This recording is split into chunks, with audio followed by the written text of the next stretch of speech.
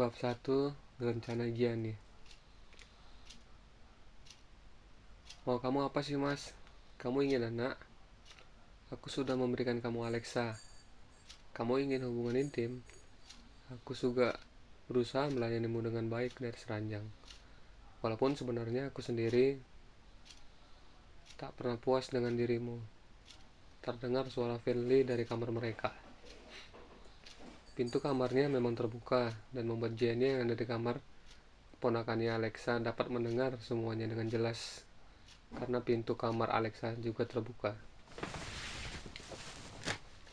Pin, kamu tuh sudah setiap malam keluar rumah dan selalu pulang pagi.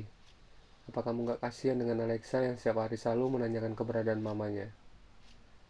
Terdengar suara lembut Geraldo. Untuk apa ada pengasuhnya? Untuk apa ada adikmu yang cuma berdiam saja di rumah ini? Apakah aku harus tambah pengasuh lagi? Sudahlah, jangan buat alasan. Aku mau pergi dulu. Terdengar suara bunyi sepatu hak tinggi Finley yang melewati kamar anaknya. Namun ia sama sekali tak mau melihat anaknya apakah sudah tidur atau belum. Ia begitu kesal karena janjinya untuk bertemu dengan Jenny Rimo harus terhalang karena kelakuan suaminya. Jenny hanya bisa menarik nafas panjang. Ia menatap wajah cantik Alexa yang sudah tertidur nyenyak. Untunglah ponakannya itu tak terbangun saat mendengar pertengkaran orang tuanya. Perlahan Gianni turun dari tempat tidur Alexa. Ia menuju ke kamar kakaknya. Pintu kamar terbuka. Dilihatnya Geraldo sedang berdiri di balkon kamarnya. Pasti ia melihat Billy yang sedang pergi dengan mobilnya. Kak, panggil Gianni perlahan.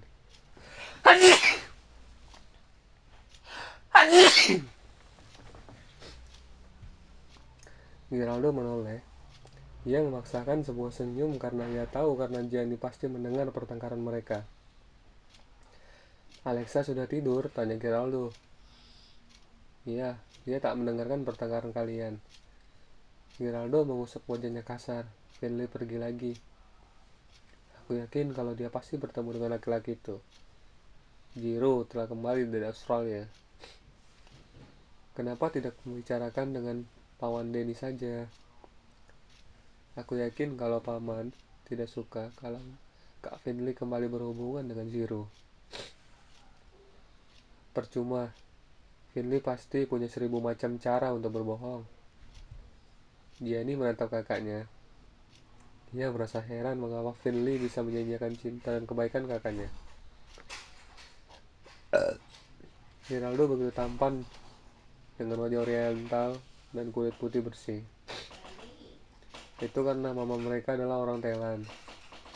Badan Geraldo sangat atletis dengan tinggi 180 cm. Geraldo rajin berolahraga juga.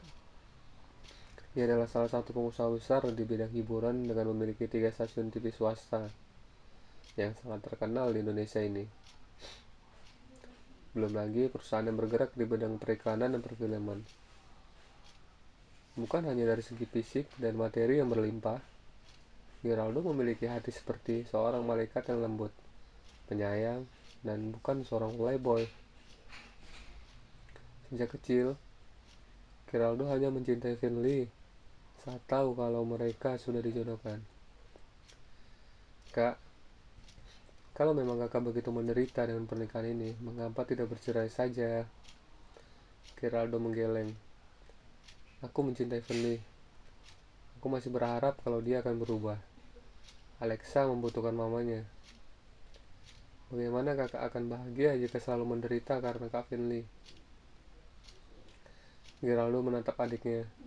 Karena aku tahu kalau kau akan selalu berada di sisiku. Aku selalu mendukung.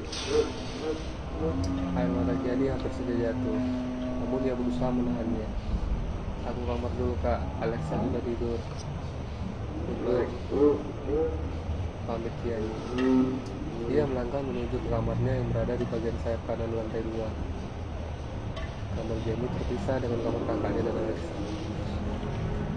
Saat ini, dia masuk ke kamarnya. Air matanya langsung jatuh. Dia memandang foto papa dan mamanya. kabarin mama, apa yang harus aku lakukan agar aku bahagia. Dia telah dibutakan oleh cintanya pada Finley, Bang Gianni. Layar komputer berbunyi sebagai tanda ada pesan yang masuk. Jadi melangkah ke meja belajarnya. Dia tersenyum, ternyata ia chat dari Joanna, temannya dari Amerika yang dikenalnya dari dunia malam. Joanna dan Gianni sudah bersahabat sejak 3 tahun yang lalu. Usia Gianni 20 tahun, Joanna 23 tahun. Joanna sekarang bekerja sebagai seorang reporter di salah satu stasiun TV. Gianni banyak belajar dari Joanna tentang banyak hal. Joanna, good morning waktu New York. Halo Gianni. Wah itu deh. Dia buruk. Kakak bertengkar lagi dengan istrinya. Kurasa kalau kakak iparku masih sering bertemu dengan selingkuhan ya, aku kasihan dengan kakakku. Tak tahu bagaimana caranya untuk membuat kakakku bahagia. Ya, mau bagaimana lagi? Kakakmu sudah bucin sama istrinya.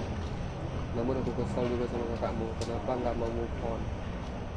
Memangnya di dunia ini hanya ada perempuan bernama Finley itu. Ya, yang satu-satunya adalah membuat laki-laki itu meninggalkan kakak iparmu. Tapi bagaimana caranya? Jalan satu-satunya adalah mencari perempuan yang mengoda selingkuhan kakak iparmu itu. Tapi siapa? Kamu tahu kan kalau di Jakarta ini aku tak menginginkan. Kalau begitu, kamu harus jadi penggodai. Apa? Mana bisa? Kamu bisa Jenny, kamu cantik. Kali ini gunakan otakmu untuk menemukan jalannya. Aku mau siap-siap ke kantor dulu ya, bye. Jenny menarik nafas panjang di televisi temannya itu. Dia mengambil HP-nya dan mencari nama Geronimo di kolom pencarian. Muncullah beberapa fotonya. Jerome pernah mendapat penghargaan sebagai pengusaha muda paling berbakat di dunia yang masih 23 tahun. Sekarang dia itu sudah berusia 28 tahun. Seorang wajah tampan yang profesional langsung membuat dia merinding melihatnya. Bagi dia nih, Giro terlihat seperti pria penggota yang akan membuatnya muntah jika bertemu dengannya. Tapi Gianni ingin menjauhkan cowok itu dari kakak ipar. Siapa yang akan membantunya? Saat mengingat nama Denny Prayunata, Gianni langsung tersenyum. Gianni ternyata tersenyum melihat gadis rumahan yang jarang sekali keluar rumah. Kini datang ke kantornya. Anakku, ayo duduk. Ajak Denny sambil keluar dari kursi kebesarannya dan mengajak Gianni duduk di sofa. Ada apa nak? Tanya Denny. Kenapa menatap dandanan Gianni yang sangat sederhana, jauh dari kesan anak konglomerat. Paman, apakah benar Geronimo sudah kembali? Ya, dia sudah bosan ada di sini. Lagi pula dia punya bisnisnya sendiri. Memangnya kenapa? Tapi dia akhir-akhir ini selalu pulang tengah malam atau subuh. Aku tahu kalau mereka sering bertemu. Jadi mengangguk, aku pun merasakan hal sama. Dan kamu yang sangat menyayangi Kak Firly, dia tak mau menceraikannya. Sekalipun dia tahu kalau Kak Firly selingkuh darinya. Karena itu aku meminta bantuan paman agar rumah tangga mereka bisa diselamatkan. Bahkan aku menikah dengan Jiro, sehingga aku bisa mengawasi dan membatasi pergerakan Jiro untuk bertemu dengan Kak Firly. Tapi paman tak mau menjaga denganmu, menjadikanmu tumbal. Jiro itu susah ditebak sifatnya. Bagaimana kalau nanti dia menyakitimu? Itu urusan nanti paman. Aku hanya ingin kakakku bahagia. Aku yakin kalau paman yang bicara, Jiro tak akan menolaknya.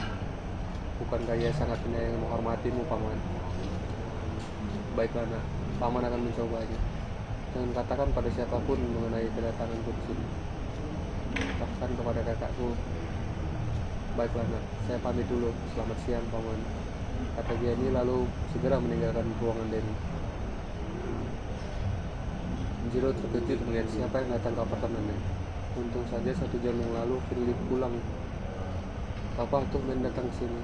Denny melangkah masuk, hanya ingin berbincang pada anak papa saja. Papa mau minum kopi atau teh? Tidak nak, papa hanya ingin berbincang denganmu. Jiro sedikit tegang. Apakah papa ini sudah tahu kalau dia dan Firly berhubungan lagi? Papa ingin kau menikah, nak?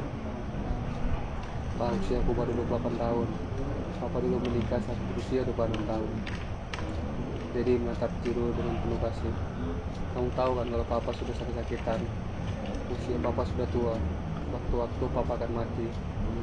Karena itu, papa ingin menuntaskan kewajiban papa yang terakhir padamu, yaitu melihatmu menikah dengan seorang gadis baik-baik dari keluarga terhormat pula. Papa kan tahu kalau aku tak punya pacar. Karena itulah papa sudah punya calon untukmu. Calon? Tanya Jiro agak terbata-bata. Ya, namanya Gianni, adik dari Geraldo. Apa? Dia calon yang tepat untuk menjadi istrimu. Besok malam kita akan ke rumah mereka untuk melamar Gianni. Tapi Pak, apakah kamu mau membuat papa sedih dengan tidak memenuhi pernikahan terakhir papamu ini? Jiro tiba-tiba merasa pusing.